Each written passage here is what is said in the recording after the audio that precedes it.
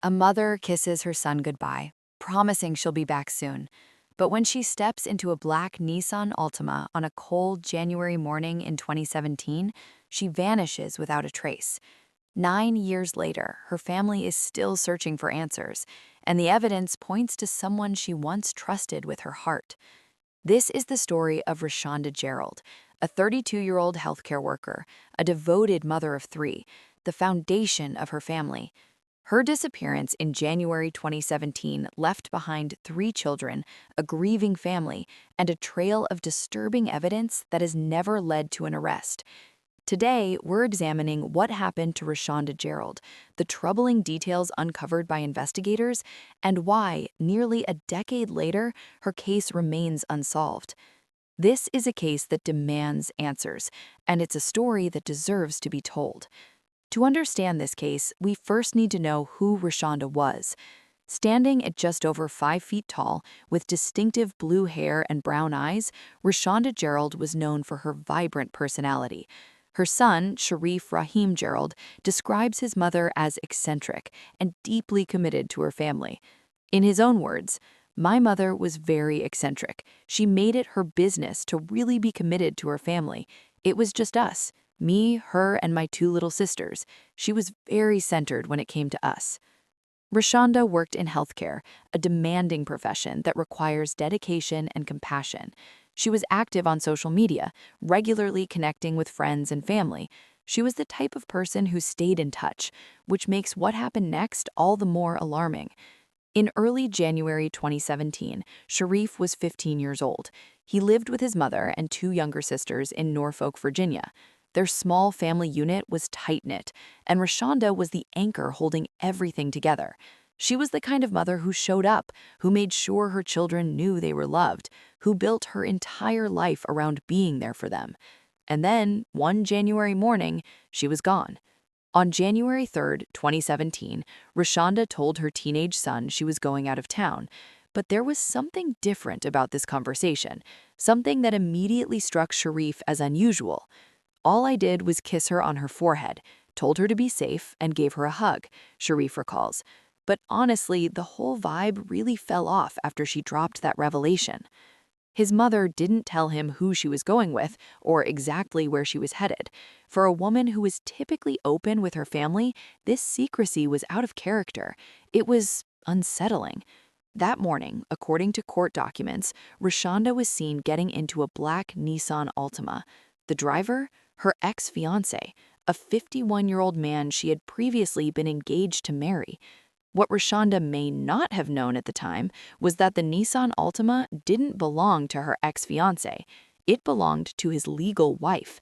Yes, while he had been engaged to Reshaunda, he was actually married to someone else. After that morning, Reshaunda's phone went silent. Text messages went unanswered. Her social media, which she checked regularly, showed no activity. For someone as communicative as Reshaunda, this was immediately alarming. Something was very, very wrong. By January 6th, just 3 days after she was last seen, Reshaunda's family knew something terrible had happened. They reported her missing to the Norfolk Police Department. Investigators quickly identified her ex-fiancé as the last known person to see Reshaunda alive. When questioned by police, the 51-year-old man denied any involvement in her disappearance. According to court documents, his story went like this. He claimed he picked Reshaunda up that morning to help her pay a bill. Afterward, he said, they drove to Portsmouth, Virginia, where the two had consensual relations. Then, he claimed he dropped her off at an intersection in Norfolk, and that was the last time he saw her. It was a simple story, clean, straightforward, but investigators weren't buying it. When police examined cell phone records for both Reshaunda and her ex-fiancé, they discovered something damning. The location data completely contradicted his account. Neither Reshaunda's phone nor her ex-fiancé's phone had ever pinged off cell towers in Portsmouth or the intersection he claimed to have dropped her at. His story was falling apart, but it was about to get much worse. In February 2017, 1 month after Reshaunda's disappearance, investigators searched the black Nissan Altima. In the back of the vehicle, they found something chilling: a hatchet. When forensic teams tested the hatchet, it came back positive for blood. To this day, Norfolk police have not publicly disclosed whose blood was found on that hatchet. As investigators dug deeper into the ex-fiancé's background, a troubling picture emerged. Remember that black Nissan Altima, the one he used to pick up Reshaunda? That car didn't belong to him. It was registered to his wife, a wife Reshaunda may not have known existed. This revelation raises disturbing questions about the nature of their relationship. Was Reshaunda aware he was married? Did she know the truth about the man she had once planned to marry? Or had he been living a double life? Search warrant affidavits filed by investigators sought access to the ex-fiancé's phone and internet records in connection with a possible abduction. The legal documents make it clear police suspected this was more than just a missing person case. They believed Reshaunda may have been abducted. Despite the contradictions in his story, despite the cell phone evidence placing him nowhere near where he claimed to be, and despite the blood-stained hatchet found in the vehicle he was driving, no arrest was ever made. Sharif, who was just a teenager when his mother vanished, speaks candidly about what he believes happened. It's been quite a long time, and without a doubt, he knows what happened. He is connected to that, and he deserves that justice. 9 years have passed since Reshaunda Gerald disappeared. In that time, there have been no arrests, no suspects have been publicly named, and her family has heard virtually nothing from investigators since 2017. When contacted recently, Norfolk police confirmed that Reshaunda is still classified as a missing person. A department spokesperson stated, "Due to the nature of this case, specific investigative details, such as the identities of any person of interest, cannot be disclosed at this time, as this investigation remains active." But for Reshaunda's family, the silence has been devastating.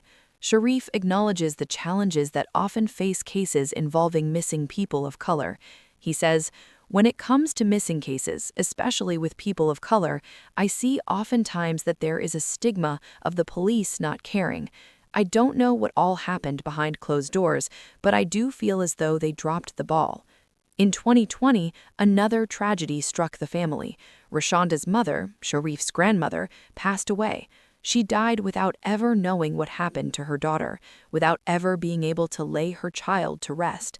"The thing that broke my heart the most," Sharif says, "was the fact that my grandmother couldn't bury her child. And as long as I'm breathing and I've got 2 feet that can walk on this earth, I'm going to make sure that I get closure for both of them." Now 24 years old, Sharif has spent more than 1/3 of his life without his mother. He was 15 when she vanished, still a child himself. Now, as an adult, he's taken on the responsibility of keeping her case alive, of making sure Reshaunda Gerald is not forgotten. Let's review what investigators know and what still doesn't add up. The facts are these.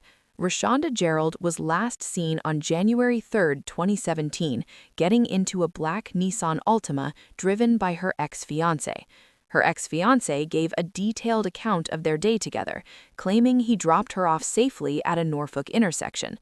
Cell phone records prove his story was false. Neither of them were in the locations he described. A hatchet with blood on it was found in the vehicle he was driving, a car that belonged to his wife, not him. Despite all of this evidence, no one has been charged, no arrests have been made, and Reshaunda Gerald remains missing. What happened during those hours on January 3rd? What does the ex-fiancé know that he's not telling investigators? And whose blood was on that hatchet? These are questions that Reshaunda's family and the public deserve answers to. This case has physical evidence, it has witness testimony, it has documented lies, yet it remains unsolved 9 years later. The disappearance of Reshaunda Gerald is not just a cold case file gathering dust in some evidence room. It's a family torn apart. It's 3 children who lost their mother. It's a son who had to grow up without the woman who was his foundation. It's a grandmother who died without ever knowing what happened to her daughter. Reshaunda was 5'1" with blue hair and brown eyes. She was 32 years old when she disappeared. She was a healthcare worker who helped others. She was a mother who loved her children fiercely. She was someone's daughter, someone's sister, someone's friend. And she deserves justice.